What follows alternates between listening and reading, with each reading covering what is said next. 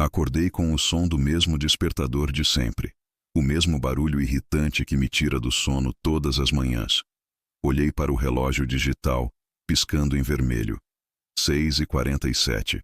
Respirei fundo e me levantei. Na cozinha, o cheiro de café fresco já pairava no ar.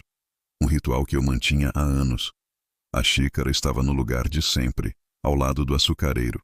Liguei a TV e a mesma âncora do jornal matinal dava a mesma notícia sobre a economia.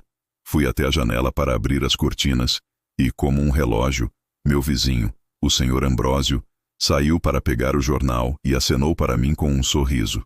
No primeiro dia que isso aconteceu, eu apenas ri. Achei uma coincidência engraçada. A rotina pode ser tão precisa que às vezes parece um roteiro, não é mesmo? Mas no dia seguinte, quando tudo se repetiu exatamente da mesma forma, o despertador às 6h47, o café na mesa, a mesma notícia, o mesmo aceno do vizinho, comecei a estranhar. Uma sensação de déjà vu, tão forte que me deixou inquieto. No terceiro dia, o estranhamento deu lugar a um calafrio. O medo começou a se instalar. Isso não era mais coincidência. Era algo errado. Decidi que precisava falar com alguém. Peguei o telefone e liguei para a minha irmã. A voz dela soou familiar, como sempre, mas as palavras eram as mesmas da ligação do dia anterior. As mesmas piadas, as mesmas perguntas sobre o meu trabalho, com as mesmas pausas exatas para respirar. Era como ouvir uma gravação. Meu coração começou a acelerar. Eu tentava interromper, perguntar algo diferente, mas era como se ela não me ouvisse, apenas seguia um roteiro invisível. Desliguei, a mão tremendo. Fui até a janela, buscando um pouco de ar, e vi o Sr. Ambrósio. Ele acenou. O mesmo sorriso, o mesmo gesto, idêntico. Foi então que notei um detalhe minúsculo, mas que fez meu mundo desabar. Uma mosca pousou no vidro da janela, exatamente no mesmo lugar de ontem, zumbindo da mesma maneira. Olhei para o relógio na parede. Ele continuava marcando 6h47. Eu não podia aceitar aquilo. Tinha que haver uma explicação, uma falha na minha percepção. No dia seguinte, decidi quebrar o ciclo. Despertei antes do alarme, pulei o café, saí de casa mais cedo e peguei um caminho completamente diferente para o trabalho. Um caminho que eu nunca fazia, por ruas que mal conhecia. Mas não adiantou. As pessoas nas ruas, os carros nos cruzamentos, o cachorro que latia atrás de um portão, tudo parecia coreografado. Os mesmos rostos, os mesmos movimentos, as mesmas conversas que eu ouvia de passagem. Era como assistir a uma fita sendo rebobinada e tocada de novo e de novo. Parei numa banca de jornal, desesperado por algo que provasse que o tempo estava passando. Peguei o jornal e olhei a data, esperando ver 5 de maio, 6 de maio, qualquer coisa. Mas não. A manchete em negrito confirmava meu pior pesadelo. Segunda-feira, 4 de maio. Todo dia. Todo santo dia era 4 de maio. O mundo estava preso num loop, e eu era o único que percebia. No fim daquela tarde, exausto e derrotado, voltei para casa e decidi fazer um teste. Algo que não pudesse ser simplesmente desfeito pela rotina. Peguei minha xícara de café favorita, aquela com uma pequena lasca na borda, e a deixei cair no chão da cozinha. Ela se espatifou em dezenas de pedaços.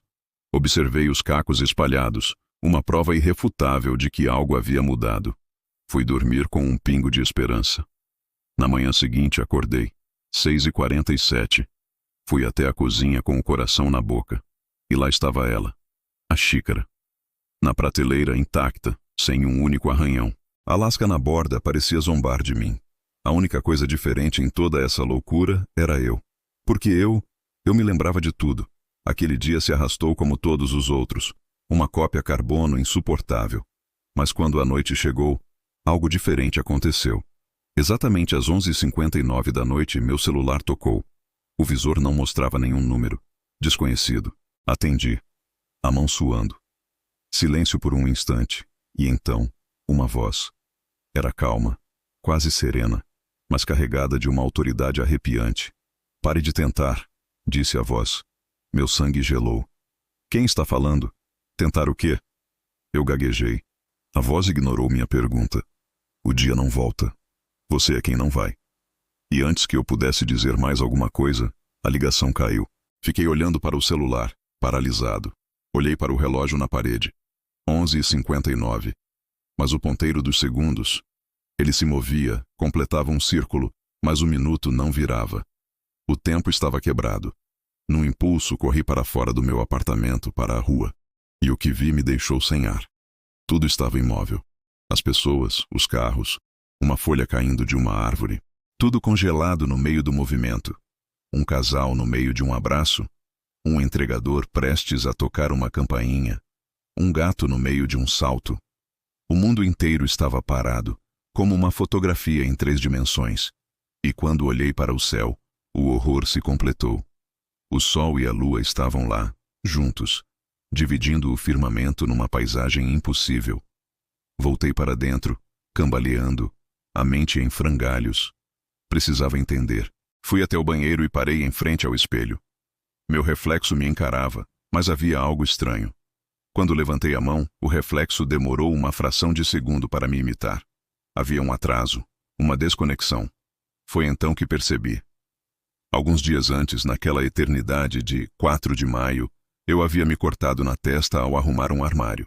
Um corte pequeno, mas que sangrou. Olhei para o espelho, procurando a pequena cicatriz que deveria estar lá. Mas não havia nada. Minha pele estava lisa, perfeita. Com um pressentimento terrível, corri e peguei o jornal daquele dia. O mesmo de sempre. Eu já tinha lido a primeira página tantas vezes que sabia as notícias de cor, mas nunca tinha ido até o fim. Virei as páginas freneticamente, até chegar na seção de obituários, na última página. E lá estava. Uma pequena notícia, no canto inferior. A foto me encarava. Era a minha foto. E a manchete dizia: homem encontrado morto após acidente de carro às 6h46 da manhã. 6h46. 1 minuto antes do meu despertador tocar. Naquele exato instante, meu celular vibrou sobre a mesa. Uma nova mensagem de texto, de um número desconhecido. Abri, e as palavras brilhavam na tela. Você não acordou. Só continua tentando. Meu olhar se ergueu lentamente para a janela. Lá fora, o Sr. Ambrósio saía de casa. Ele se virou, sorriu e acenou. E no meu pulso, o relógio digital começou a piscar.